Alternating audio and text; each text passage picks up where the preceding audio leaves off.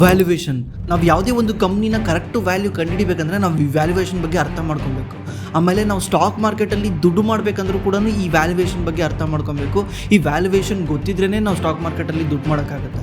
ಆಮೇಲೆ ನಾವು ಸ್ಟಾಕ್ ಮಾರ್ಕೆಟಲ್ಲಿ ಲಾಸ್ ಮಾಡ್ಕೊಳ್ಳೋದನ್ನು ತಡಿಬೇಕಂದ್ರೂ ಕೂಡ ಈ ವ್ಯಾಲ್ಯೂಯೇಷನ್ ಬಗ್ಗೆ ಅರ್ಥ ಮಾಡ್ಕೊಬೇಕು. ಈ ವ್ಯಾಲ್ಯೂಯೇಷನಲ್ಲಿ ನಾನಾ ಥರ ವ್ಯಾಲ್ಯೂಯೇಷನ್ ಬರ್ತವೆ. ಅವು ಯಾವ್ಯಾವು, ನಾವು ಯಾವ ಥರ ಒಂದು ಕಂಪ್ನಿಯ ವ್ಯಾಲ್ಯೂ ನೋಡೋದು, ವ್ಯಾಲ್ಯೂ ನೋಡಬೇಕಂದ್ರೆ ಏನೇನು ಮಾಡಬೇಕು. ಮಲ್ಟಿ ಬ್ಯಾಗರ್ ಸ್ಟಾಕ್ಸ್, ₹1 ಸ್ಟಾಕ್ ₹10 ಆಯಿತು, ₹10 ಸ್ಟಾಕ್ ₹100 ಆಯಿತು, ಈ ಥರ ನೀವು ಕೇಳ್ತಾನೆ ಇರ್ತೀರಲ್ಲ, ಇದನ್ನೇ ಮಲ್ಟಿ ಬ್ಯಾಗರ್ಸ್ ಅಂತ ಹೇಳೋದು. ಈ ಥರ ಮಲ್ಟಿ ಬ್ಯಾಗರ್ ಸ್ಟಾಕ್ಗಳನ್ನ ನಾವು ಹುಡುಕ್ಬೇಕಾದ್ರೆ ನೀವು ಈ ವ್ಯಾಲ್ಯೂಯೇಷನ್ ಬಗ್ಗೆ ತಿಳ್ಕೊಳ್ಳೇಬೇಕು. ಇದ್ರ ಬಗ್ಗೆ ಎಲ್ಲ ತಿಳ್ಕೊಬೇಕಂದ್ರೆ ದಯವಿಟ್ಟು ಈ ವಿಡಿಯೋನ ಪೂರ್ತಿಯಾಗಿ ನೋಡಿ.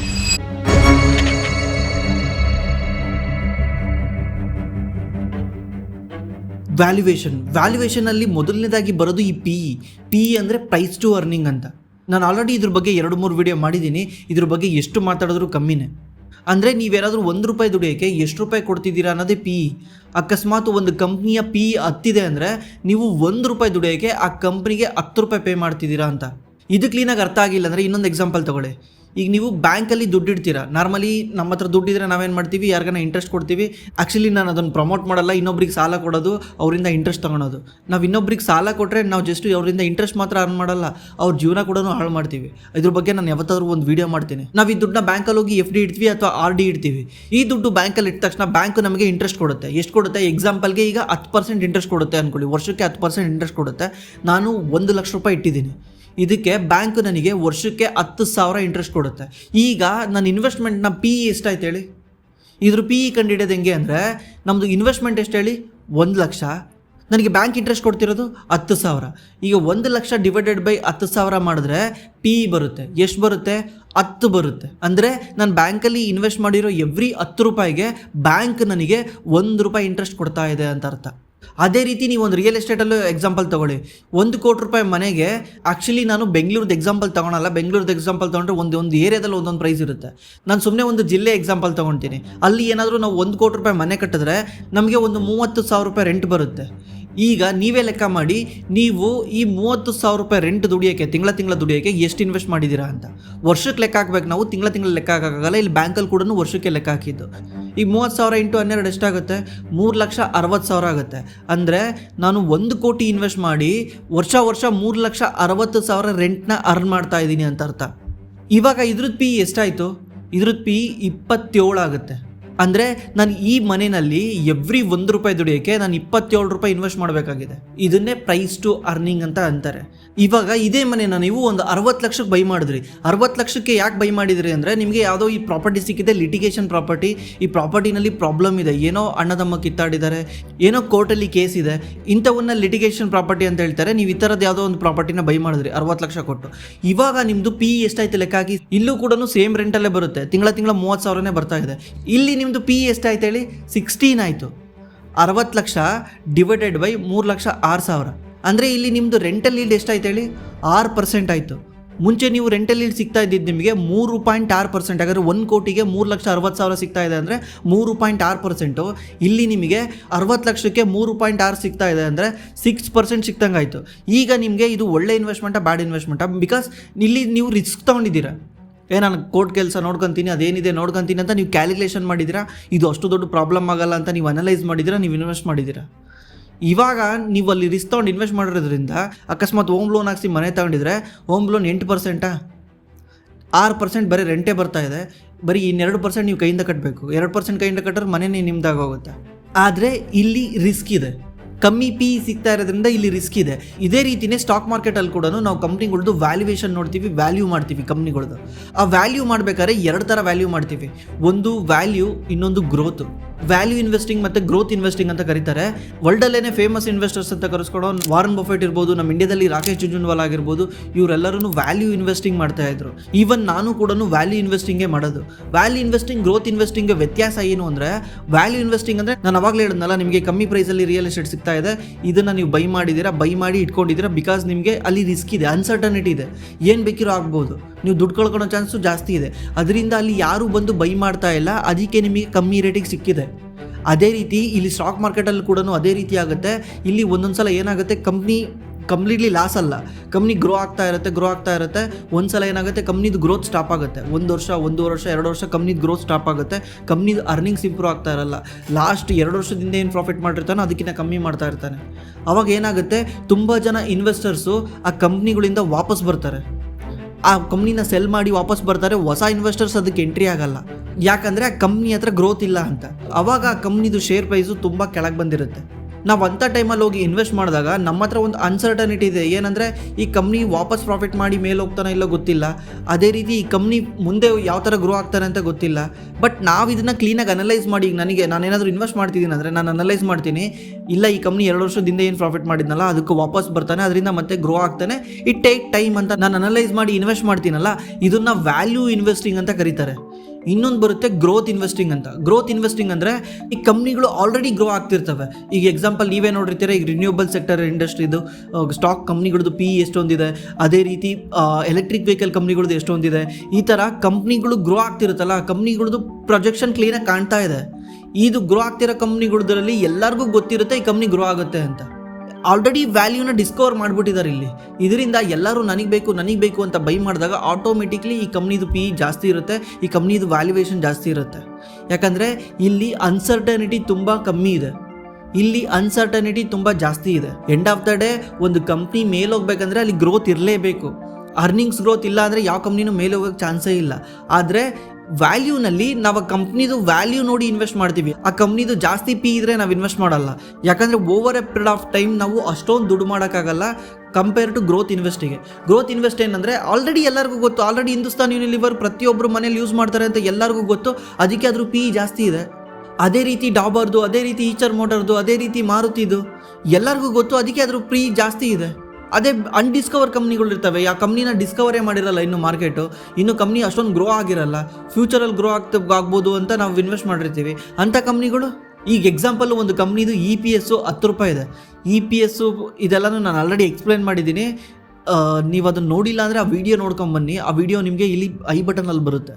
ಇಲ್ಲಾಂದರೆ ಈ ಕಾನ್ಸೆಪ್ಟ್ ನಿಮ್ಗೆ ಅರ್ಥ ಆಗಲ್ಲ. ಈ ಕಾನ್ಸೆಪ್ಟ್ ನಿಮ್ಗೆ ಆದರೂ ಅರ್ಥ ಮಾಡ್ಸೋಕ್ಕೆ ಟ್ರೈ ಮಾಡ್ತೀನಿ, ನೋಡಿ. ಈ ಕಂಪ್ನಿದು EPS 10 ಇರುತ್ತೆ, PE 10 ಇರುತ್ತೆ. ಓಕೆ, ಅವಾಗ ಈ ಕಂಪ್ನಿದು ಶೇರ್ ಪ್ರೈಸ್ ಎಷ್ಟಾಗುತ್ತೆ ಹೇಳಿ? EPS ಇಂಟು PEನೇ ಶೇರ್ ಪ್ರೈಸ್ ಆಗೋದು. ಇವಾಗ ಈ ಕಂಪ್ನಿದು ಶೇರ್ ಪ್ರೈಸು 100 ರೂಪಾಯಿ ಆಗುತ್ತೆ. ಅದೇ ರೀತಿ ಇನ್ನೊಂದು ಕಂಪ್ನಿ ಇದೆ, ಎಕ್ಸ್ ಕಂಪ್ನಿ ಅಂತ. ಈ ಕಂಪ್ನಿದು EPS 1 ರೂಪಾಯಿ ಇದೆ, ಈ ಕಂಪ್ನಿದು PE 100 ಇದೆ. ಇವಾಗ ಈ ಕಂಪ್ನಿದು ಶೇರ್ ಪ್ರೈಸ್ ಎಷ್ಟಾಯ್ತು ಹೇಳಿ? 100 ರೂಪಾಯಿ ಆಯಿತಾ? ಅಂದರೆ ಇಲ್ಲೇನು ಹೇಳ್ತಾ ಇದೆ, ಈ ಕಂಪ್ನಿ ದುಡಿಯೋ ಎವ್ರಿ 1 ರೂಪಾಯಿಗೆ ನಾನು 10 ರೂಪಾಯಿ ಕೊಡೋಕೆ ರೆಡಿ ಇದ್ದೀನಿ, ಈ ಕಂಪ್ನಿ ದುಡಿಯೋ ಎವ್ರಿ 1 ರೂಪಾಯಿಗೆ ನಾನು 100 ರೂಪಾಯಿ ಕೊಡೋಕೆ ರೆಡಿ ಇದ್ದೀನಿ ಅಂತ. ಈ ಕಂಪ್ನಿ ಯಾವುದು ಅಂದರೆ ಗ್ರೋತ್ ಇಂಡಸ್ಟ್ರಿನಲ್ಲಿರೋದು, ಗ್ರೋತ್ ಸೆಕ್ಟರಲ್ಲಿರೋದು. ಈ ಕಂಪ್ನಿ ಯಾವುದು ಅಂದರೆ ವ್ಯಾಲ್ಯೂ ಸೆಕ್ಟರಲ್ಲಿರೋದು. ಈ ಕಂಪ್ನಿ ಏನಾಗುತ್ತೆ, over a period of time ಇನ್ನೊಂದು 10 ವರ್ಷ ಬಿಟ್ಟು ಈ ಕಂಪ್ನಿದು EPS 20 ಆಗುತ್ತೆ. ಯಾಕಂದರೆ ಈ ಕಂಪ್ನಿ ಗ್ರೋಯಿಂಗ್ ಇಂಡಸ್ಟ್ರಿನಲ್ಲಿದೆ, ಗ್ರೋ ಆಗುತ್ತೆ, ಆರಾಮ್ಸೆ ಗ್ರೋ ಆಗುತ್ತೆ, ಎವ್ರಿ ಇಯರ್ ಗ್ರೋ ಆಗುತ್ತೆ. ಆವಾಗ ಈ ಕಂಪ್ನಿದು 10 ವರ್ಷ ಬಿಟ್ಬಿಟ್ಟು ಇವತ್ತು ಕೊಟ್ಟಂಗೆ PE ಯಾವಾಗಲೂ ಕೊಡೋಕ್ಕಾಗಲ್ಲ, ಅವಾಗ ಡೌನ್ ಆಗಿರುತ್ತೆ. ಬಿಕಾಸ್ ಇವಾಗ ಯುಫೋರಿಯಾ ಇದೆ, ಎಲ್ಲರೂ ನಾನು ಇನ್ವೆಸ್ಟ್ ಮಾಡ್ಬೇಕಂತ ಯುಫೋರಿಯಾ ಇದೆ. ಅವಾಗ ಕಮ್ಮಿ ಆದರೆ ಅವಾಗ ಕಮ್ಮಿ ಆಗಿರುತ್ತೆ, ಅರ್ಧಕ್ಕರ್ಧ ಕಮ್ಮಿ ಆಗಿರುತ್ತೆ. 100 PE ಕೊಡೋದ್ರಲ್ಲಿ ಅವಾಗ 30 PE ಕೊಡ್ತಾ ಇರ್ತಾರೆ. ಅವಾಗ ಇದ್ರದ್ದು EPS 20 ಆಗಿರುತ್ತೆ ಅಂದ್ಕೊಳ್ಳಿ. ಅವಾಗ ಏನಾದರೂ ಮಾರ್ಕೆಟು ಈ ಕಂಪ್ನಿಗೆ 30 PE ಕೊಡ್ತು ಅಂದರೆ ಅವಾಗ ಈ ಕಂಪ್ನಿದು ಶೇರ್ ಪ್ರೈಸು 600 ಆಗುತ್ತೆ. ಆದರೆ ಈ ಕಂಪ್ನಿ ಗ್ರೋ ಆಗಿರೋದು ಲಾಸ್ಟ್ 10 ವರ್ಷದಲ್ಲಿ 20 ಪಟ್ಟು. ಬಟ್ ನಾನು ಇನ್ವೆಸ್ಟ್ ಮಾಡಿ ನನಗೆ ಸಿಕ್ಕಿರೋದು 6 ಪಟ್ಟು. ನನಗೆ ಈ 6 ಪಟ್ಟಿಗೆ ನನ್ನ ಖುಷಿ. 6 ಪಟ್ಟು ಅಂದರೆ ಏನು ಕಮ್ಮಿ ಅಲ್ಲ, 20 to 23% ರಿಟರ್ನ್ CAGR ರಿಟರ್ನ್ ಆಗುತ್ತೆ. 6 ಪಟ್ಟಿಗೆ ನಾನು ಖುಷಿ ಇದ್ದೀನಿ ಅಂದರೆ ಆರಾಮ್ಸೆ ಇಲ್ಲಿ ಇನ್ವೆಸ್ಟ್ ಮಾಡ್ಬೋದು. ಇಲ್ಲಿ ಇನ್ವೆಸ್ಟ್ ಮಾಡೋಕ್ಕೆ ನನಗೆ ಕ್ಲೀನಾಗಿ ಗ್ರೋತ್ ಕಾಣ್ತಾ ಇದೆ. ಈ ಇಂಡಸ್ಟ್ರಿ ಗ್ರೋ ಆಗುತ್ತೆ, ಈ ಇಂಡಸ್ಟ್ರಿ ಜೊತೆ ಈ ಕಂಪ್ನಿನೂ ಗ್ರೋ ಆಗುತ್ತೆ, ಈ ಕಂಪ್ನಿ ಎವ್ರಿ ಇಯರ್ ಫಾಸ್ಟಾಗಿ ಗ್ರೋ ಆಗುತ್ತೆ ಅಂತ ನನಗೆ ಕಾಣ್ತಾ ಇದೆ. ಅದಕ್ಕೆ ನಾನು ಇನ್ವೆಸ್ಟ್ ಮಾಡ್ತಿದ್ದೀನಿ. ಇಷ್ಟೊಂದು PE ಕೊಟ್ಟರು ಪರವಾಗಿಲ್ಲ ಅಂತ ನಾನು ಇನ್ವೆಸ್ಟ್ ಮಾಡ್ತಾ ಇದ್ದೀನಿ. ಇನ್ನು 10 ವರ್ಷ ಬಿಟ್ಟು ಈ ಕಂಪ್ನಿ ನಾನು ಅಂದ್ಕೊಂಡಂಗೆ ಗ್ರೋ ಆಯಿತು. ನಾನು ಇವಾಗ ಸ್ವಲ್ಪ ವ್ಯಾಲ್ಯೂಯೇಷನ್ ಕೊಟ್ಟಿರೋದ್ರಿಂದ ನನಗೆ ಆವಾಗ ಡೌನ್ ಆಗಿದೆ ವ್ಯಾಲ್ಯೂಯೇಷನ್ನು. 100 PE ಇರೋದು ಅವಾಗ 10 ವರ್ಷ ಬಿಟ್ಟು 30 PE ಆಗಿದೆ. ಆದರೂ ಕೂಡ ನನ್ನ ಶೇರ್ ಪ್ರೈಸು 100 ರೂಪಾಯಿಂದ 600 ರೂಪಾಯಿ ಆಗಿದೆ, 6 ಪಟ್ಟು ಜಂಪ್ ಆಗಿದೆ. ಇದನ್ನೇ ಗ್ರೋತ್ ಇನ್ವೆಸ್ಟಿಂಗ್ ಅಂತ ಕರೀತಾರೆ. ಇಲ್ಲಿ ಜಾಸ್ತಿ ತಲೆ ಕೆಡಿಸ್ಕೊಳ್ಳೋದೇನು ಬೇಕಾಗಿರಲ್ಲ. ಆದರೆ ಇಲ್ಲಿ ಒಂದೇ ಒಂದು ಚೂರು ಉಲ್ಟಾ ಸೀದಾ ಆದರೆ ಇನ್ನಷ್ಟು ಶೇರ್ ಪ್ರೈಸ್ ಇನ್ನೂ ಕೆಳಗೆ ಬರುತ್ತೆ. ಅಂದರೆ ಈ ಕಂಪ್ನಿ ಅಕಸ್ಮಾತ್ 20 ಪಟ್ಟು ಗ್ರೋ ಆಗಲಿಲ್ಲ, 20 ಟೈಮ್ಸ್ ಗ್ರೋ ಆಗಲಿಲ್ಲ, ಬರೀ ಒಂದು 6 ಟೈಮ್ ಗ್ರೋ ಆಯ್ತು ಅಂದ್ಕೊಳ್ಳಿ. ಆವಾಗ ವಾಪಸ್ ಮತ್ತೆ 30 ಟೈಮ್ ಟ್ರೇಡ್ ಆಯ್ತು ಅಂದ್ಕೊಳ್ಳಿ, 30 ಟೈಮಲ್ಲೇ ಟ್ರೇಡ್ ಆಗ್ತಾ ಇತ್ತು ಅಂತಾರೆ. ಈ ಕಂಪ್ನಿದು EPS 1 ರಿಂದ 6 ಆಗಿರುತ್ತೆ. ಆವಾಗ ಮಾರ್ಕೆಟು ಸೇಮ್ ಅದೇ ಥರನೇ 30 ಟೈಮ್ ಕೊಟ್ಟರು ಈ ಕಂಪ್ನಿಗೆ 180 ರೂಪಾಯಿ ಆಗಿರುತ್ತೆ ಶೇರ್ ಪ್ರೈಸು. ನಾನು ಬೈ ಮಾಡಿದ್ದು 100 ರೂಪಾಯಿನಲ್ಲಿ, ಇವಾಗ 180 ರೂಪಾಯಿ ಆಗಿದೆ. ನಾನು 10 ವರ್ಷ ವೆಯ್ಟ್ ಮಾಡಿದ್ದಕ್ಕೆ ನನಗೆ ಕೇವಲ 80 ರೂಪಾಯಿ ಲಾಭ ಆಗಿದೆ. CAGR ರಿಟರ್ನಲ್ಲಿ 6-6.5% ಅಷ್ಟೇ ನನಗೆ ವರ್ಕೌಟ್ ಆಗಿದೆ. ಇದು ಯಾವಾಗ ಆಗುತ್ತೆ ಅಂದರೆ ನಾನು ಎಕ್ಸ್ಪೆಕ್ಟೇಷನ್ ಇಟ್ಕೊಂಡಂಗೆ ಆಗ್ದಲೇ ಇದ್ದಾಗ. ಪ್ರಾಬಬಲಿ ಆ ಥರ ಆಗೋದು ತುಂಬ ಕಡಿಮೆ. ಅದಲ್ಲದೆ ಯಾವಾಗ ಆಗುತ್ತೆ ಅಂದರೆ ಈಗ ಇದ್ದಕ್ಕಿದ್ದಂಗೆ ಇಂಡಸ್ಟ್ರಿ ಗ್ರೋ ಆಗುತ್ತಾ, ಇಂಡಸ್ಟ್ರಿ ಗ್ರೋ ಆದ ತಕ್ಷಣ ಏನಾಗುತ್ತೆ, ಕಾಂಪಿಟೇಷನ್ ತುಂಬ ಬರುತ್ತೆ. ಕಾಂಪಿಟೇಷನ್ ತುಂಬ ಬಂದು ಈ ಯಾರು ದುಡ್ಡು ಮಾಡಲಿಲ್ದಂಗೆ ಆಗುತ್ತೆ. ಅಂದರೆ ತುಂಬ ಕಂಪ್ನಿಗಳು ಕಾಂಪೀಟ್ ಮಾಡಿ ಯಾರು ದುಡ್ಡು ಮಾಡಲಿಲ್ದಂಗೆ ಆಗುತ್ತೆ. ಅಂಥ ಟೈಮಲ್ಲಿ ಆ ಥರ ಆಗೋ ಚಾನ್ಸ್ ಇರುತ್ತೆ. ಅದು ಬಿಟ್ಟರೆ ನಿಮ್ಮ ಹತ್ರ ವಿಷನ್ ಕ್ಲೀನಾಗಿದೆ ಅಂದರೆ ಆರಾಮ್ಸೆ ಗ್ರೋತಲ್ಲಿ ಹೋಗ್ಬೋದು ನೀವು. ಇಲ್ಲ ನನ್ನ ಹತ್ರ ಈ ಥರ ರಿಸ್ಕೇ ಬೇಡ, ನನಗೆ ಈ ಥರ ತಲೆನೋವೇ ಬೇಡ, ನನಗೆ ಮಾರ್ಜಿನ್ ಆಫ್ ಸೇಫ್ಟಿ ತುಂಬ ಕಡಿಮೆ ಅಲ್ಲಿ ಅಂತ ನಿಮ್ಗೆ ಏನಾದರೂ ಇದ್ದರೆ you can go with value investing. Value ಇನ್ವೆಸ್ಟಿಂಗಲ್ಲಿ ಈ ವ್ಯಾಲ್ಯೂ ಇನ್ವೆಸ್ಟಿಂಗಲ್ಲೇ ನಿಮಗೆ ಮಲ್ಟಿ ಬ್ಯಾಗರ್ ರಿಟರ್ನ್ ಸಿಗೋದು. ಅಂದರೆ ನೀವು ನೋಡಿರ್ತೀರಲ್ಲ 10 ಪಟ್ಟು 20 ಪಟ್ಟು ಎಲ್ಲ ಶೇರ್ ಪ್ರೈಸ್ ಮೇಲೆ ಹೋಗುತ್ತಲ್ಲ, ಹೆಂಗೆ ಹೇಳಿ? ಈ ಎಕ್ಸಾಂಪಲ್ಲು ಆವಾಗಲೇ ಹೇಳ್ದಂಗೆ ಈ ಕಂಪ್ನಿದು EPS 10 ಇದೆ, PE 10 ಇದೆ. ಓಕೆ, ಈ ಕಂಪ್ನಿ ಯಾಕೆ 10 PE ಕೊಡ್ತಾ ಇದೆ ಮಾರ್ಕೆಟ್ ಅಂದರೆ ಈ ಕಂಪ್ನಿದು ಲಾಸ್ಟು 1.5 ಇಯರ್ 2 ಇಯರ್ಸಿಂದ ಗ್ರೋತ್ ಇಲ್ಲ. ಇವಾಗ ಏನಾಯಿತು, ಈ ಕಂಪ್ನಿದು ಇದ್ದಕ್ಕಿದ್ದಂಗೆ ಗ್ರೋತ್ ಬಂತು ಬಂದ ತಕ್ಷಣ ಹೊಸ ಇನ್ವೆಸ್ಟರು ಕಣ್ಣಾಕಿದ್ರು. ಯಾಕಂದರೆ ಇನ್ವೆಸ್ಟರ್, ಈಗ ಎಕ್ಸಾಂಪಲ್ ಹೇಳ್ಬೇಕಂದ್ರೆ ಮ್ಯೂಚುವಲ್ ಫಂಡ್ ಇದೆಯಲ್ಲ, ಮ್ಯೂಚುವಲ್ ಫಂಡ್ ಇಂಡಸ್ಟ್ರಿ ಹೆಂಗೆ ವರ್ಕ್ ಆಗುತ್ತೆ ಅಂದರೆ, ಈಗ ನೀವೇ ಮ್ಯೂಚುವಲ್ ಫಂಡಲ್ಲಿ ಇನ್ವೆಸ್ಟ್ ಮಾಡಿರ್ತೀರಾ, ನಿಮ್ಮ ಮ್ಯೂಚುವಲ್ ಫಂಡ್ ಏನಾದರೂ ಬೇರೆ ಮ್ಯೂಚುವಲ್ ಫಂಡಿಗೆ ಕಂಪೇರ್ ಮಾಡಿ ಇದೇನಾದರೂ ಜಾಸ್ತಿ ರಿಟರ್ನ್ ಕೊಟ್ಟಿಲ್ಲ ಅಂದರೆ ನೀವೇನು ಮಾಡ್ತೀರಾ, ದುಡ್ಡು ತೆಗೆದು ಇನ್ನೊಂದು ಮ್ಯೂಚುವಲ್ ಫಂಡಲ್ಲಿ ಹಾಕ್ತೀರಾ, ವಿಡ್ರಾ ಮಾಡಿಬಿಡ್ತೀರಾ ಮ್ಯೂಚುವಲ್ ಫಂಡಿಂದ. ಅದಕ್ಕೆ ಈ ಮ್ಯೂಚುವಲ್ ಫಂಡ್ ಮ್ಯಾನೇಜರ್ಸ್ಗೂ ಪ್ರೆಷರ್ ಇರುತ್ತೆ. ಏನಂದರೆ ಅವ್ರಿಗೆ ಎವ್ರಿ ಟೈಮ್ ಅವರು ಒಳ್ಳೊಳ್ಳೆ ರಿಟರ್ನ್ ಕೊಡ್ತಾ ಇರಬೇಕು, ಇಲ್ಲಾಂದರೆ ನೀವು ದುಡ್ಡು ತೆಗೆದು ಬೇರೆ ಮ್ಯೂಚುವಲ್ ಫಂಡಲ್ಲಿ ಹಾಕ್ಬಿಡ್ತೀರಾ ಅಂತ. ಅದಕ್ಕೆ ಅವರು ಕೂಡ ಗ್ರೋತ್ ಹಿಂದೆ ಓಡ್ತಿರ್ತಾರೆ. ಅವ್ರಿಗೆ ವ್ಯಾಲ್ಯೂ ಎಲ್ಲ ಬಿಟ್ಟೋಯ್ತು. ಈಗ ವ್ಯಾಲ್ಯೂ ಡಿಸ್ಕವರಿ ಫಂಡ್ ಅಂತ ಇದ್ವು ಮುಂಚೆ, ಬಟ್ ಇವಾಗ ಅವು ಕೂಡ ಗ್ರೋತ್ ಹಿಂದೆ ಬಿದ್ದಿದ್ದಾವೆ. ಯಾಕಂದರೆ ಎಂಡ್ ಆಫ್ ದ ಡೇ ಜನಗಳಿಗೆ ಗ್ರೋತ್ ಬೇಕು. ವ್ಯಾಲ್ಯೂನಲ್ಲಿ ಏನಾಗುತ್ತೆ ಗೊತ್ತಾ, ವ್ಯಾಲ್ಯೂನಲ್ಲಿ 2 ವರ್ಷ 3 ವರ್ಷ 4 ವರ್ಷ ನಿಮಗೆ ರಿಟರ್ನ್ನೇ ಸಿಗಲ್ಲ. ಒಂದು ಸಲ ರಿಟರ್ನ್ ಸಿಕ್ಕರೆ ಭಯಂಕರ ರಿಟರ್ನ್ ಸಿಗುತ್ತೆ. ಇದು ನಮ್ಮ ರೀಟೇಲ್ ಇನ್ವೆಸ್ಟರ್ಗೆ ಸೆಟ್ ಆಗಲ್ಲ ವ್ಯಾಲ್ಯೂ ಇನ್ವೆಸ್ಟಿಂಗ್. ಯಾಕಂದರೆ ನಾನು ಇನ್ವೆಸ್ಟ್ ಮಾಡಿರೋ ದುಡ್ಡು 3 ತಿಂಗಳು ಮೇಲೆ ಹೋಗ್ಲಿಲ್ಲದ್ರೆ ನನಗೆ ಕಣ್ಣಲ್ಲಿ ನೀರು ಬರುತ್ತೆ. ಅಂಥದ್ದು 2 ವರ್ಷ 3 ವರ್ಷ ಮೇಲೆ ಹೋಗ್ಲಿಲ್ಲದ್ರೆ ನನಗೆ ಕರಳು ಕಿತ್ಕೊಂಬರುತ್ತೆ. ಇಲ್ಲಿ ಗ್ರೋತಲ್ಲಿ ನಿಮಗೆ ದುಡ್ಡು ಅಟ್ಲೀಸ್ಟ್ ಒಂಚೂರು ಮೇಲೆ ಹೋಗ್ತಾನೆ ಇರುತ್ತೆ, ಟ್ರೆಂಡ್ ಮೇಲೆ ಹೋದಂಗೆ. ಅದಕ್ಕೆ ಈ ಮ್ಯೂಚುವಲ್ ಫಂಡ್ ಇರ್ಬೋದು, ದೊಡ್ಡ ಫಂಡ್ ಮ್ಯಾನೇಜರ್ಸ್ ಇರ್ಬೋದು, ಅವರು ಕೂಡ ಈ ಗ್ರೋತಿಂದ ಓಡ್ತಿರ್ತಾರೆ. ಈ ಕಂಪ್ನಿ ಏನಾದರೂ ಸ್ವಲ್ಪ ಗ್ರೋತ್ ಸ್ಟಾರ್ಟ್ ಆಯ್ತಂದರೆ, ಅಂದರೆ EPS ಏನಾದರೂ 10 ಇದ್ದಿದ್ದು 12 ಆಯ್ತಂದರೆ ಇವ್ರು ಕಣ್ಣು ಬೀಳುತ್ತಿಲ್ಲಿ. ಯಾರ ಕಣ್ಣು? ಗ್ರೋತ್ ಇನ್ವೆಸ್ಟರ್ಸ್ ಕಣ್ಣು ಬೀಳುತ್ತೆ. ಅವ್ರು ನಿಧಾನಕ್ಕೆ ಎಂಟ್ರಿ ಆಗ್ತಾ ಬರ್ತಿರ್ತಾರೆ. ಈ ಮೊಮೆಂಟಮ್ ಕಂಟಿನ್ಯೂ ಆಯಿತು, ಅಕಸ್ಮಾತ್ ಮೊಮೆಂಟಮ್ ಹಿಂಗೆ ಕಂಟಿನ್ಯೂ ಆಗಿ ಏನಾದರೂ ಇದ್ರದ್ದು 10 EPS ಇದ್ದಿದ್ದು 20 EPS ಆಯಿತು ಅಂದ್ಕೊಳ್ಳಿ, ಇವರೆಲ್ಲರೂ ಬರ್ತಾರೆ, ನಾನು ಇನ್ವೆಸ್ಟ್ ಮಾಡ್ತೀನಿ, ಯಾಕಂದರೆ ಗ್ರೋತ್ ಬರ್ತಾ ಇದೆ, ನಾನು ಇನ್ವೆಸ್ಟ್ ಮಾಡ್ತೀನಿ ಅಂತ. ಆವಾಗ ಈ ಕಂಪ್ನಿದು PE ಇದ್ದಕ್ಕಿದ್ದಂಗೆ ಮೇಲೋಗುತ್ತೆ. 10 ಇದ್ದಿದ್ದು 20 ಆಗುತ್ತೆ, 20 ಇದ್ದಿದ್ದು 30 ಆಗುತ್ತೆ. 30 ಆದರೆ ಏನಾಗುತ್ತೆ ಹೇಳಿ? ಆವಾಗಲೇ ಹೇಳಿದೆ 10 ರೂಪಾಯಿ EPS ಇರೋದಕ್ಕೆ 10 PE ಇದ್ದರೆ ಎಷ್ಟಾಗುತ್ತೆ ಶೇರ್ ಪ್ರೈಸು? 100 ರೂಪಾಯಿ ಆಗುತ್ತಾ? ಈಗ 20 ರೂಪಾಯಿ EPS ಇದೆ, ಮಾರ್ಕೆಟ್ ಪೇ ಮಾಡ್ತಿರೋ PE ಬಂದ್ಬಿಟ್ಟು 30. ಇವಾಗ ಈ ಕಂಪ್ನಿದು ಶೇರ್ ಪ್ರೈಸ್ ಎಷ್ಟಾಯ್ತು ಹೇಳಿ? 600. ಈ ಕಂಪ್ನಿದು ಪ್ರಾಫಿಟ್ ಗ್ರೋ ಆಗಿರೋದು ಕೇವಲ 2 ಪಟ್ಟು, ಆದರೆ ನನ್ನ ಶೇರ್ ಪ್ರೈಸ್ ಗ್ರೋ ಆಗಿರೋದು 6 ಪಟ್ಟು. ಇದನ್ನೇ ಮಲ್ಟಿ ಬ್ಯಾಗರ್ಸ್ ಅಂತ ಹೇಳೋದು. ಈಗ ಅಕಸ್ಮಾತ್ ಇಲ್ಲಿಂದ ಕಂಪ್ನಿ 10 EPS ಜಾಸ್ತಿ ಮಾಡ್ಕೊಂಡು ಹೋಯ್ತು ಅಂದರೆ ನನಗೆ ಎವ್ರಿ ಟೈಮ್ ಇದು 10 EPS ಜಾಸ್ತಿ ಮಾಡಿದ್ರೆ ಶೇರ್ ಪ್ರೈಸ್ 300 ರೂಪಾಯಿ ಜಾಸ್ತಿ ಆಗ್ತಾ ಹೋಗುತ್ತೆ. ಇಲ್ಲೇ 10 ಬ್ಯಾಗರ್ 20 ಬ್ಯಾಗರ್ 100 ಬ್ಯಾಗರ್ ಎಲ್ಲ ಮಾಡೋಕ್ಕಾಗೋದು ಇಂಥ ವ್ಯಾಲ್ಯೂ ಇನ್ವೆಸ್ಟಿಂಗಲ್ಲೇ. ಗ್ರೋತ್ ಇನ್ವೆಸ್ಟಿಂಗಲ್ಲಿ ಮಾಡೋಕ್ಕಾಗಲ್ಲ.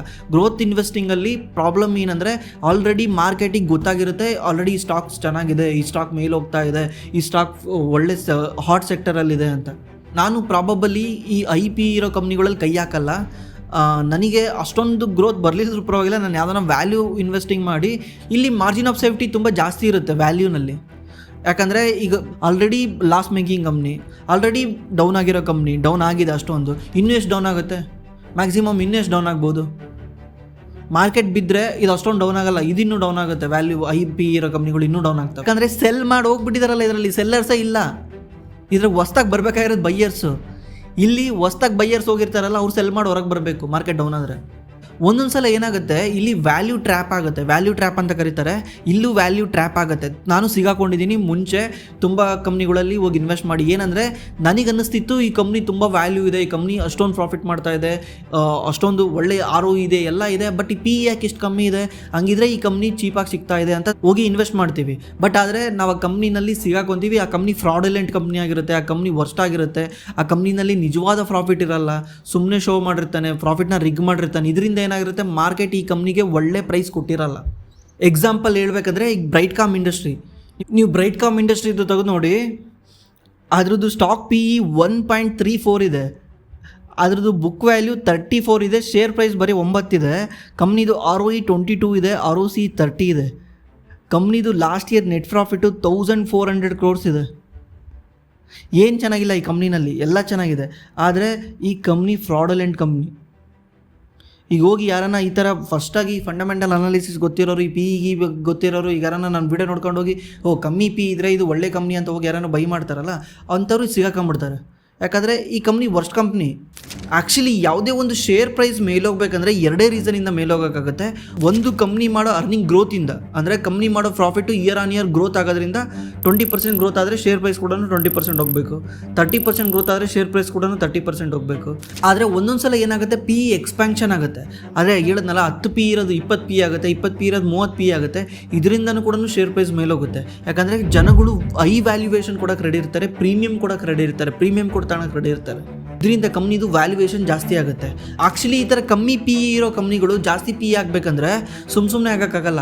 ಮೇಜರ್ಲಿ ಕಂಪ್ನಿದು OPM ಜಾಸ್ತಿ ಆಗಬೇಕಂದ್ರೆ ಆಪ್ರೇಟಿಂಗ್ ಮಾರ್ಜಿನ್ ಜಾಸ್ತಿ ಆಗಬೇಕು.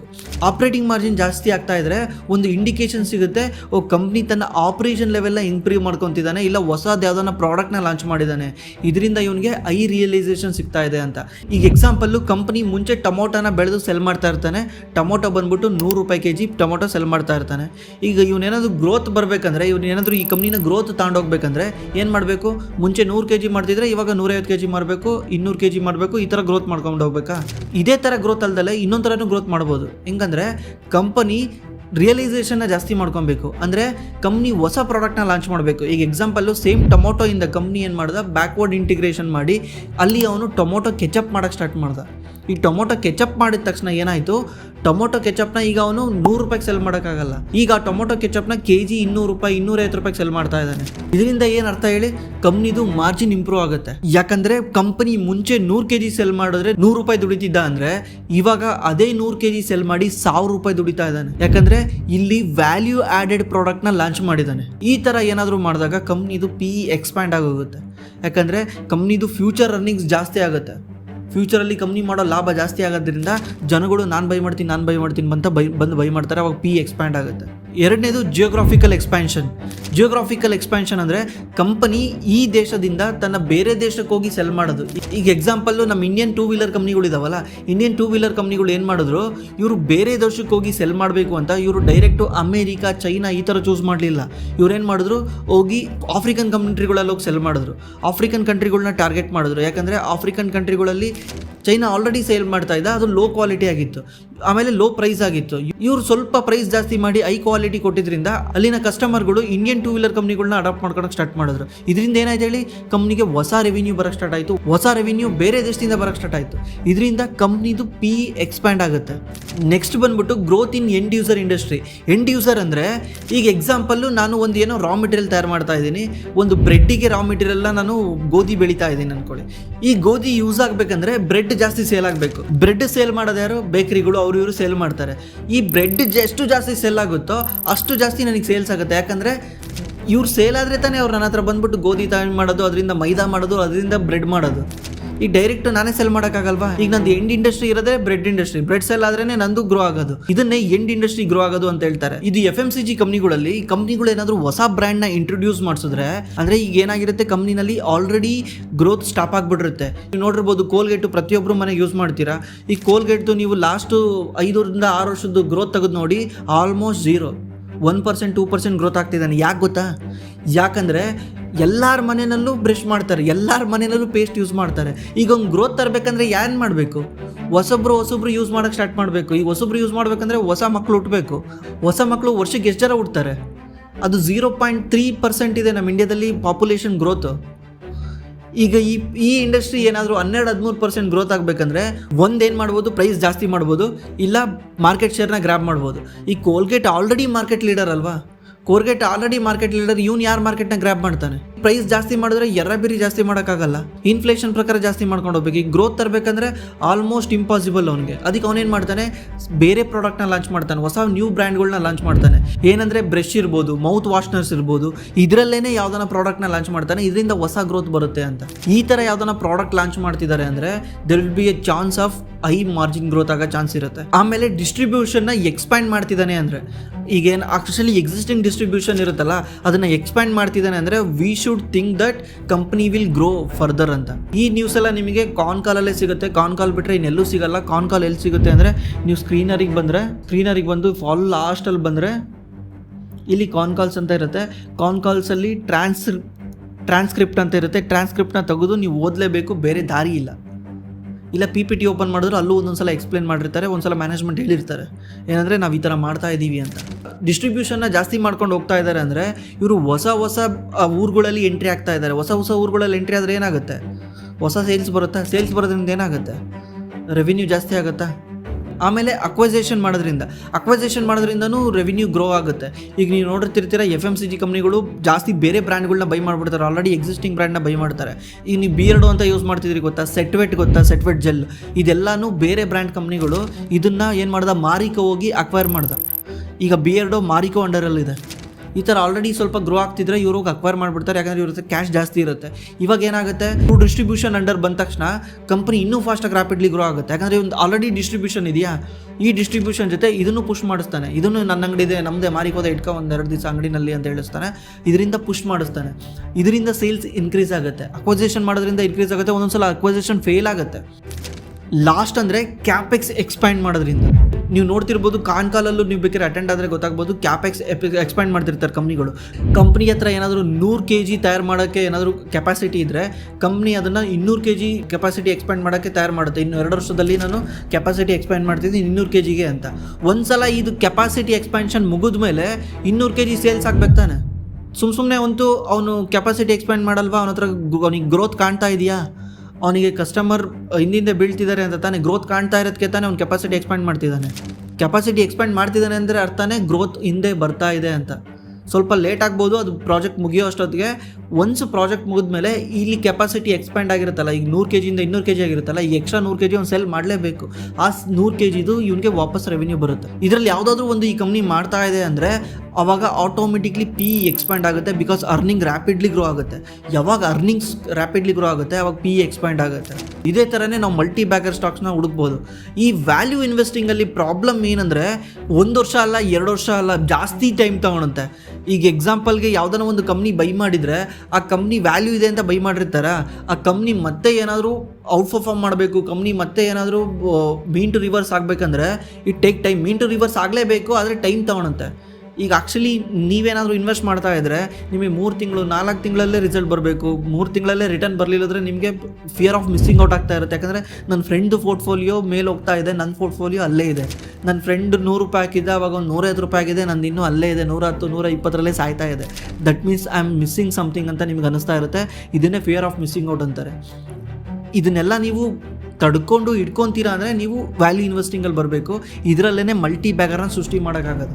ಇದರಲ್ಲಿ ಮಲ್ಟಿ ಬ್ಯಾಗರ್ ಸೃಷ್ಟಿ ಆಗಲ್ಲ, ಯಾಕಂದರೆ ಇದನ್ನು ಆಲ್ರೆಡಿ ಮಾರ್ಕೆಟ್ಗೆ ಗೊತ್ತು ಬ್ರೋ. ಯೂನಿಲಿವರು, ನೆಸ್ಲೆ, ಏಷ್ಯನ್ ಪೇಂಟ್ಸು ಇದೆಲ್ಲರಿಗೂ ಗೊತ್ತಲ್ಲ, ಮಾರ್ಕೆಟಲ್ಲಿ ಆಲ್ರೆಡಿ ಗೊತ್ತಿರೋ ಕಂಪ್ನಿಗಳು. ಇದು ಆಲ್ಮೋಸ್ಟ್ ಎಲ್ಲರಿಗೂ ಪ್ರೈಸ್ ಡಿಸ್ಕವರಿ ಆಗಿರುತ್ತೆ ಅದರಲ್ಲಿ.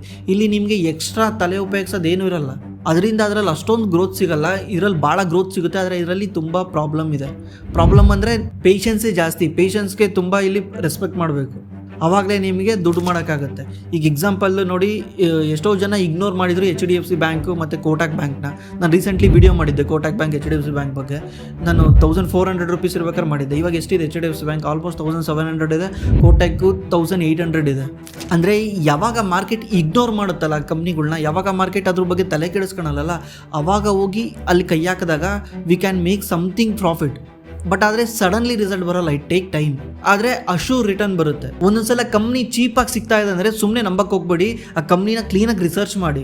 ಎಕ್ಸಾಂಪಲ್ಲು, ಈಗ ಸ್ಕ್ರೀನರಲ್ಲಿ ಹೋಗಿ LT ಫುಡ್ನ ನೋಡಿದ್ರೆ LT ಫುಡ್ದು P15 ಇದೆ. LT ಫುಡ್ ಬಂದ್ಬಿಟ್ಟು ದಾವತ್ ಇದೆಯಲ್ಲ, ದಾವತ್ ಬ್ರ್ಯಾಂಡ್, ದಾವತ್ ಬಾಸ್ಮತಿ ರೈಸ್ ಇದೆಯಲ್ಲ, ಆ ಕಂಪ್ನಿ ಇದು. ಅದೇ ರೀತಿ ನೀವು ಇವ್ರದ್ದು ಕಾಂಪಿಟೇಟರ್ದು ಹೋಗಿ ನೋಡಿ, ಇವ್ರದ್ದು 15 P ಇದೆ. ಇವ್ರ ಕಾಂಪಿಟೇಟರ್ ಯಾರು ಅಂದರೆ KRBL ಬಂದ್ಬಿಟ್ಟು ಇಂಡಿಯಾ ಗೇಟ್ ಬಾಸ್ಮತಿ ರೈಸ್ ಇದೆಯಲ್ಲ ಆ ಕಂಪ್ನಿದು. ಆ್ಯಕ್ಚುಲಿ ದಾವತ್ಗಿನ್ನ ಇಂಡಿಯಾ ಗೇಟ್ ಬಾಸ್ಮತಿ ರೈಸ್ದೇ ಮಾರ್ಕೆಟ್ ಜಾಸ್ತಿ ಇರೋದು, ಮಾರ್ಕೆಟ್ ಶೇರ್ ಅವ್ರದೇ ಸ್ವಲ್ಪ ಜಾಸ್ತಿ ಇರೋದು. ಆದರೆ ನೀವಿಲ್ಲಿ ನೋಡಿ ಇದು 10 PE ಇವಾಗ, ಇದು ಬಂದು 15 PE ಇವಾಗ ನಿಮಗೆ ಯಾವುದು ಬೈ ಮಾಡ್ಬೇಕು ಅನ್ಸುತ್ತೆ? 10 PE ಇದು ಚೀಪಾಗಿ ಸಿಗ್ತಾ ಇದೆ ಅನ್ಸುತ್ತೆ, ಯಾಕಂದರೆ ಇದು ಚೀಪಾಗೆ ಈಗ ಟ್ರೇಡ್ ಆಗ್ತಾ ಇದೆ ಅಂತ. ಆ್ಯಕ್ಚುಲಿ ನಾವಿಲ್ಲೇ ಮೋಸ ಹೋಗೋದು. ನಾವು ಥಿಂಕ್ ಮಾಡಬೇಕು ಅದಂಗೆ ಈ ಕಂಪ್ನಿ ಅದಕ್ಕಿಂತ 50% ಕಮ್ಮಿ ಸಿಗ್ತಾ ಇದೆ, ಆಲ್ಮೋಸ್ಟ್ 50% ಕಮ್ಮಿ ಸಿಗ್ತಾ ಇದೆ ಅಂತಾನೆ, 10 15. ಅದಕ್ಕೆ ನಾವೇನು ಮಾಡಬೇಕು, ಗೂಗಲಾಗಿ ಹೋಗ್ಬಿಟ್ಟು KRBL ಪ್ರಮೋಟರ್ ಅಂತ ಸರ್ಚ್ ಮಾಡಬೇಕು. ಖುಷಿ ರಾಮ್ ಬಿಹಾರಿ ಲಾಲ್ ಅಂತ ಬಂತು. ಇವ್ರ ಹೆಸರಿಟ್ಕೊಂಡು ಸುಮ್ಮನೆ ಗೂಗಲಾಗಿ ಹೋಗಿ ಸ್ಕ್ಯಾಮ್ ಅಂತ ಹೊಡೀರಿ. ಈಗ ಬಂತು ನೋಡಿ. The company was named in a charge sheet filed by enforcement directory ED in December 2020 relation in money laundering linked with Amber. In 2021 arrested KRBL Joint Managing Director Anupam Kumar Gupta connection between Augusta Westland binary scandal. 2020 ಈ ಪ್ರಮೋಟ್ರನ್ನ ಜೈಲ್ಗೆ ಹಾಕಿದ್ದಾರೆ. ಯಾಕಂದರೆ charge ಶೀಟಲ್ಲಿ ಈ KRBL ಹೆಸರು ಕೂಡ ಇದೆ, ಏನಂದರೆ ಮನಿ laundering ಕೇಸಿಂದ. ಅದರಿಂದ ಈ ಕಂಪ್ನಿನಲ್ಲಿ ಹೊಸ ಇನ್ವೆಸ್ಟರ್ ಎಂಟ್ರಿ ಆಗ್ತಾ ಇಲ್ಲ. ಯಾಕಂದರೆ ಈಗ ನಿಮಗೆ ಅನ್ಸುತ್ತೆ ಗುರು ಅವನ್ನ ಒಳಗಾಕೋದಕ್ಕೂ ಕಂಪ್ನಿಗೂ ಏನು ಸಂಬಂಧ ಗುರು, ಜನ ಇಂಡಿಯಾ ಗೇಟ್ ತಿನ್ನೋದು ಬಿಡ್ತಾರಾ ಅಂತ. ಆ್ಯಕ್ಚುಲಿ ನೀವೇ ಯೋಚನೆ ಮಾಡಿ, ಈ ಕಂಪ್ನಿ ಓನರ್ ಅವ್ನು, ಕಂಪ್ನಿ ಪ್ರಮೋಟ್ರು. ಈ ಕಂಪ್ನಿ ಪ್ರಮೋಟ್ರದ್ದು ಫೋಕಸ್ ಎಲ್ಲಿರ್ಬೇಕು ಹೇಳಿ? ಅವ್ನ ಫೋಕಸ್ಸು ಕಂಪ್ನಿ ಗ್ರೋ ಮಾಡೋದ್ರಲ್ಲಿ ಇರಬೇಕಾ? ಈಗ ಫೋಕಸ್ ಅವ್ನು ಅಷ್ಟು ಬಂದ್ಬಿಟ್ಟು ನಾನು ಯಾವಾಗ ಬೇಲ್ ತಗೊಳ್ಳೋಣ, ಯಾವಾಗ ಹೊರಗೆ ಬರೋಣ, ಇದರಿಂದ ಹೆಂಗೆ ಹೊರಗೆ ಬರೋಣ, ಇದರಲ್ಲೇ ಇದ್ದರೆ ಇವ್ನು ಕಂಪ್ನಿ ಕಡೆ ಫೋಕಸ್ ಮಾಡ್ತಾನೆ. ಒನ್ಸ್ ಕಂಪ್ನಿ ಕಡೆ ಫೋಕಸ್ ಕಮ್ಮಿ ಆದರೆ ಏನಾಗುತ್ತೆ, ಕಂಪ್ನಿ ಸೇಲ್ಸ್ ಎಕ್ಕುಟ್ಟೋಗುತ್ತೆ. ಈಗ ನೀವು ತೆಗೆದು ನೋಡಿ ಅವ್ರದ್ದು ಸೇಲ್ಸ್ ಲಾಸ್ಟು 3-4 ಇಯರ್ಸಿಂದ ಸ್ಟ್ಯಾಗ್ನೆಂಟ್ ಆಗಿದೆ, ಇಂಪ್ರೂವ್ನೇ ಆಗಿಲ್ಲ. 2019ರಿಂದ 2024ವರೆಗೂ ಸ್ಟ್ಯಾಗ್ನೆಂಟ್ ಆಗಿದೆ. 1% 2% ಗ್ರೋ ಆಗಿದೆ ಅಷ್ಟೇ. ಅದೇ LT ಫುಡ್ದು ನೋಡಿ ಯಾವ ಥರ ಗ್ರೋ ಆಗಿದೆ, ಇವ್ರದ್ದು ಯಾವ ಥರ ಗ್ರೋ ಆಗಿದೆ. LT ಫುಡ್ದು 2019ರಲ್ಲಿ 137 ಕೋಟಿ ನೆಟ್ ಪ್ರಾಫಿಟ್ ಇತ್ತು, 3800 ಕೋಟಿ ರೆವಿನ್ಯೂ ಇತ್ತು. ಆವಾಗ ಇದೇ ಕಂಪ್ನಿದು ನೋಡಿ, ಆ ಕಂಪ್ನಿದು 4100 ಕೋಟಿ ರೆವಿನ್ಯೂ ಇತ್ತು, 500 ಕೋಟಿ ನೆಟ್ ಪ್ರಾಫಿಟ್ ಇತ್ತು. ಇವಾಗ LT ಫುಡ್ದು ಲಾಸ್ಟ್ ಇಯರಲ್ಲಿ 7700 ಕೋಟಿ ರೆವಿನ್ಯೂ ಇದೆ, 598 ಕೋಟಿ ನೆಟ್ ಪ್ರಾಫಿಟ್ ಇದೆ. ಇವ್ರದ್ದು 5300 ಕೋಟಿ ರೆವಿನ್ಯೂ ಇದೆ, 596 ಕೋಟಿ ನೆಟ್ ಪ್ರಾಫಿಟ್ ಇದೆ. ಇವಾಗ ಯೋಚನೆ ಮಾಡಿ ಯಾಕೆ ಪ್ರಮೋಟ್ರು ಎಷ್ಟೊಂದು ಇಂಪಾರ್ಟೆಂಟ್ ಆಗ್ತಾರೆ ಅಂತ. ಈ ಥರ ಏನಾದರೂ ಚೀಪಾಗಿ ಸಿಗ್ತಾ ಇದೆ ಅಂದರೆ ಈ ಥರ ಸ್ವಲ್ಪ ರಿಸರ್ಚ್ ಮಾಡಿ ಆ ಪ್ರಮೋಟ್ರು ಯಾರ್ಯಾರು ಲಿಸ್ಟಲ್ಲಿ ಇದ್ದಾರಲ್ವಾ, ಅಲ್ಲಿ ಒಂದೊಂದು ಈಗ ನಮಗೇನೋ ಈಸಿ ಸಿಕ್ಬಿಡ್ತು, ಈಗ ಒಂದು ಸರ್ಚಲ್ಲಿ ಸಿಕ್ಬಿಡ್ತು, ಒಂದೊಂದ್ಸಲ ಸಿಗಲ್ಲ. ಬೇರೆ ಪ್ರಮೋಟರ್ ಇರ್ತಾರೆ, ಬೇರೆಯವರು ಏನಾದರೂ ಸಿಗಾಕೊಂಡಿರ್ತಾರೆ. ಅಂಥರ ಹೋಗಿ ರಿಸರ್ಚ್ ಮಾಡಿ ನೋಡಿ, ಗೂಗಲಾಗಿ ಹೋಗಿ ಸರ್ಚ್ ಮಾಡಿ ನೋಡಿ, ಈ ಥರ ಡೀಪ್ ಲೆವೆಲಲ್ಲಿ ಹೋಗಿ ರಿಸರ್ಚ್ ಮಾಡಿ ನೋಡಿ, ನಿಮಗೆ ಕ್ಲಿಯರ್ ಪಿಕ್ಚರ್ ಗೊತ್ತಾಗುತ್ತೆ ಏನೋ ಅಂತ. ಆವಾಗ ಅದರಿಂದ ದೂರ ಇರ್ಬೋದು. ದೂರ ಇರೋದೇ ಒಳ್ಳೆಯದು. ಯಾಕಂದರೆ ನಾಳೆ ಒಂದು ದಿವಸ ಈ ಕಂಪ್ನಿ 1000 ರೂಪಾಯಿ, 3000 ರೂಪಾಯಿ, 4000 ರೂಪಾಯಿ ಹೋಗಲಿ, ಅದು ಬೇರೆ ಪ್ರಶ್ನೆ. ಆದರೆ ಹೋಗ್ಲಿಲ್ಲದಂತೂ ಕಂಪಲ್ಸರಿ ಇದೆಯಾ? ಹೋಗೋದಂತೂ ನಮ್ಮ ಕೈಲಿಲ್ಲ. ಇವಾಗ ಏನಾದರೂ ಪ್ರಾಬ್ಲಮ್ ಸಾಲ್ವ್ ಆಗಿರ್ಬೋದು, ಅದ್ರ ಬಗ್ಗೆ ನೀವು ಈಗ ರಿಸರ್ಚ್ ಮಾಡಿ ನೋಡಿ. ನಾನು ಹೇಳ್ತಿರೋ ಕೇಸ್ ಬಂದ್ಬಿಟ್ಟು 2020. ಇಲ್ಲಿ ಹೇಳಿರೋ ಯಾವ ಸ್ಟಾಕು ಕೂಡ ಸ್ಟಾಕ್ ರೆಕಮೆಂಡೇಷನ್ ಅಲ್ಲ. ದಯವಿಟ್ಟು ಇದನ್ನು ಸ್ಟಾಕ್ ರೆಕಮೆಂಡೇಷನ್ ಥರ ಟ್ರೀಟ್ ಮಾಡಬೇಡಿ. ಇದನ್ನು ಜಸ್ಟ್ ಎಜುಕೇಷನ್ ಆಗಿ ಥಿಂಕ್ ಮಾಡಿ. ನೀವು ಹೋಗಿ ಡೈರೆಕ್ಟಾಗಿ ಹೋಗಿ ಸ್ಟಾಕ್ ಮೇಲೆ ಇನ್ವೆಸ್ಟ್ ಮಾಡಿ ಹೆಚ್ಚು ಕಡಿಮೆ ಆದರೆ ಇದು ನನ್ನ ಜವಾಬ್ದಾರಿ ಅಲ್ಲ. ಇದಕ್ಕೆ ನೀವು ಏನಾದರೂ ಇನ್ನೂ ಆ್ಯಡ್ ಮಾಡೋದಿದ್ರೆ ಕೆಳಗಡೆ ಕಮೆಂಟ್ ಮಾಡಿ. ಆಮೇಲೆ ನೆಕ್ಸ್ಟ್ ಯಾವ ಟಾಪಿಕ್ ಮಾಡಬೇಕಂತ ನೀವೇ ಯಾವುದನ್ನು ಸಜೆಷನ್ ಇದ್ದರೆ ಕೆಳಗಡೆ ಕಮೆಂಟ್ ಮಾಡಿ.